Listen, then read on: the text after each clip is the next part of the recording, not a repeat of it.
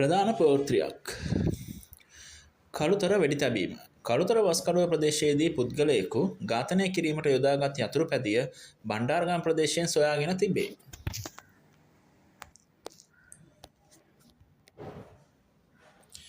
දෙදස් 26 පෙබරවාරි 14 වන දින සෙනසුරාදා රාත්‍රී 7:45ට පමණ කළුතර උතුරු පොලිස් වසමට අයත් වාඩියම්මන්කඩ අංක 1 දුම්රිය ස්ථානයේ අසල පිහිටි සිල්ලර වෙළඳ සැලක් අසලදී මෙම ප්‍රහාරයෙන් මියගොස් ඇත්තේ එම ප්‍රදේශයේම පදිංචි 32 හැවිදිරි පුද්ගලයෙකු.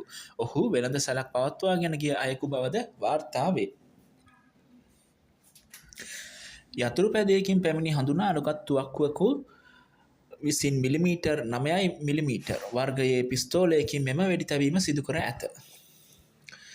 විමර්ශනවල අනුව වෙඩි වැදීමෙන් බරපතල තුවාල ලැබූ පුද්ගලයා කළුතර ශීක්ෂණ රෝහලට නාගොඩ රෝහල ඇතුළත් කිරීමෙන් පසු දැඩි සත්කාර ඒකකයේ ප්‍රතිකාර ලබමින් සිටියදී මිය ගොස් තිබේ. ඝාතනය සඳහා යොදාගත් බවට සැක කෙරෙන යතුරු පැදිය අද පෙබරවාරි 15 උදෑසන බණ්ඩාරගම හොරණ පාරේ කොතලාවල හන්දිය අසල කුමරයායක තිබී පොලිසිය විසින් සොයාගෙන ඇත. යතුරු පැදිය සමග සැකකරුවන් විසින් අතහැර දමා ගිය කළු පැහැති ඉස්වැසුමක්, කළු පැහැති ජැකට්ටුවක් සහ සअල් උරයක් බාහා තිබූ පාවහන් යුවලක්ද පොලිසිය භාරයට ගෙන තිබේ.